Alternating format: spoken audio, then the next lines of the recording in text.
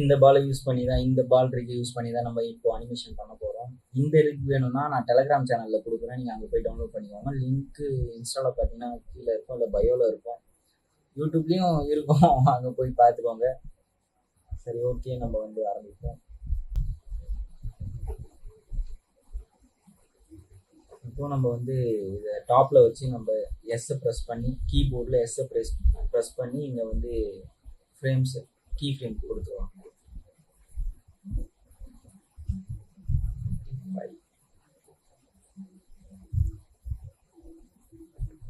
அதே லாஸ்ட் ஃப்ரேம்லேயும் கொடுத்துக்கிட்டு இங்கே வந்து 13th ஃப்ரேமில் பால் வந்து கிரவுண்டை டச் ஆகுற மாதிரி கொடுத்துக்கோங்க. மேக் ஷூர் இந்த ஆட்டோ கீ வந்து ஆனில் இருக்கான்னு பார்த்துக்கோங்க. அதாவது இந்த ஆட்டோ கீ வந்து ஆனில் இருக்கான்னு பார்த்துக்கோங்க. இல்லைன்னா ஒவ்வொரு தடவை நீங்கள் எஸ்ஸை ப்ரெஸ் பண்ணி நீங்கள் கீ செலக்ட் பண்ண வேண்டியதாக இருக்கும். ஓகே, இப்போ பார்ப்போம். பால் வந்து பவுன்ஸ் ஆகுது, ஆனால் மேலே கீழே போயிட்டு வந்திருக்கு. இதுக்கு வந்து பவுன்சிங் எஃபெக்ட் கொடுக்கணும்னா அதுக்கு தான் ஸ்குவாஷ் அண்ட் ஸ்ட்ரெச்னு ஒரு கான்செப்ட் இருக்குது. அதாவது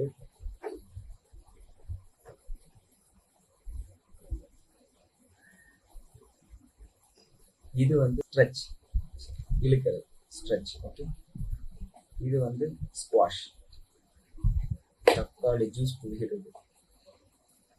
ஸோ எப்போலாம் பால் வந்து ஒரு ஃபோர்ஸில் வேகமாக போயிட்டு இருக்கோ, அதாவது இப்போ இங்கேருந்து இங்கே வரும்போது இந்த மிட் பாயிண்ட் இருக்குல்ல, அந்த ஃபோர்ஸுக்கு ஏற்ற மாதிரி பால் வந்து நல்லா ஸ்ட்ரெச் ஆகும்.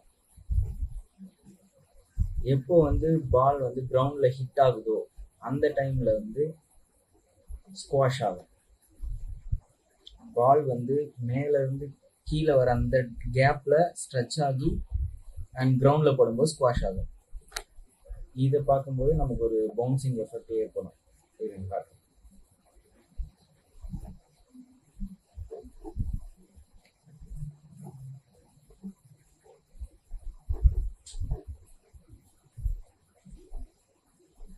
இப்போ 13th ஃப்ரேமில் இதை வந்து நான் ஸ்குவாஷ் பண்ணிக்கிறேன். ஸ்ட்ரெச் பண்ணல இன்னும்,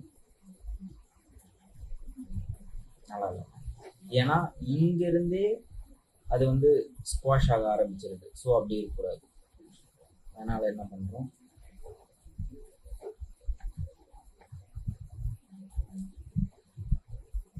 இங்கே வந்து 0 கொடுத்துருவோம்.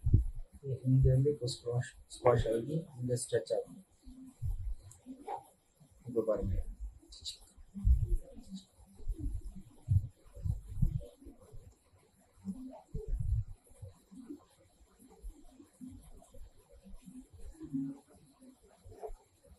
இப்போ பார்த்தேன்,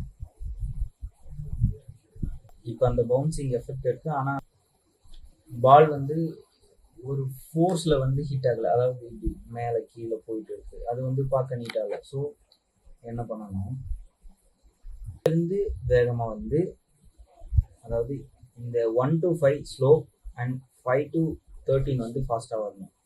அதே மாதிரி 13 to 20 வந்து ஃபாஸ்ட்டாக போயிட்டு இங்கேருந்து 25 வரைக்கும் ஸ்லோவாக போகணும்.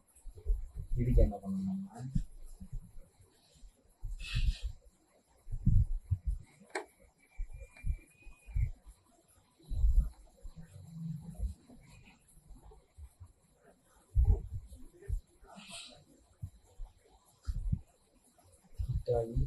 மேலே போகும்போது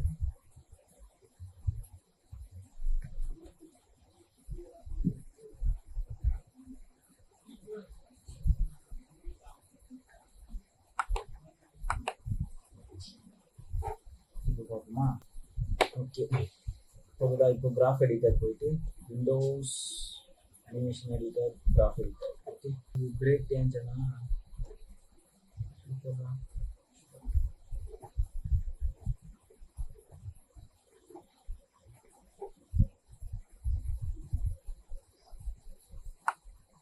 இப்போ எப்படி இருக்குன்னு பார்ப்போம்.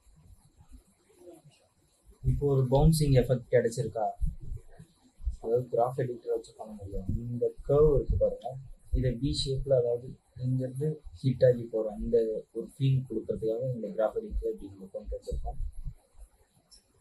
இப்போ அந்த பவுன்சிங் எஃபெக்ட் வந்துருச்சு. இப்போ இந்த இடத்துல தான் நம்ம வந்து அந்த ஸ்குவாஷ் அண்ட் ஸ்ட்ரெச்சை வந்து யூஸ் பண்ணணும். அதுக்கப்புறம் என்ன பண்ணோம்னா, இப்போ நமக்கு இந்த 12th ஃப்ரேமில் ஸ்குவாஷ் ஆகலாம். அப்போ இங்கே வந்து 0 கொடுத்துருவோம். அதேமாரி 14th தேவைப்படாது, அதனால் இங்கே 0. இப்போ பார்ப்போம்.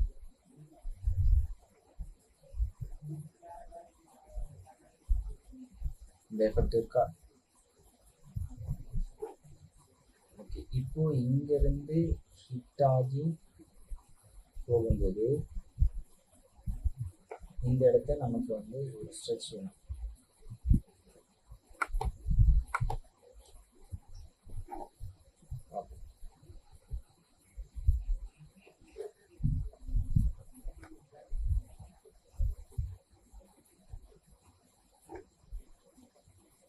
இப்போ நம்ம இதுக்கு கீழே வரதுனால கீழே போயிடுவோம் ஸ்ட்ரெச்.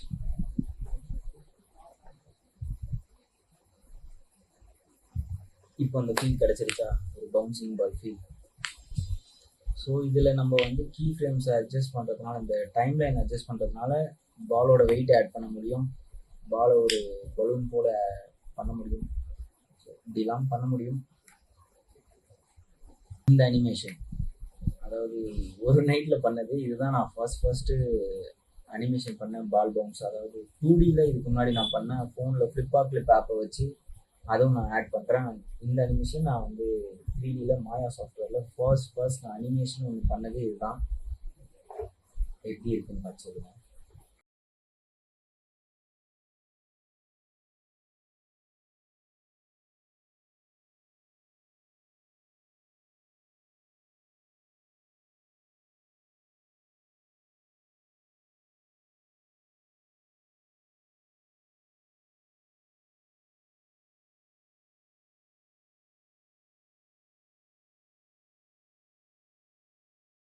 அவ்வளோதான். இது ஒரு சும்மா ஒரு எப்படி கற்றுக்கிறதுக்காக பண்ணது. ஸோ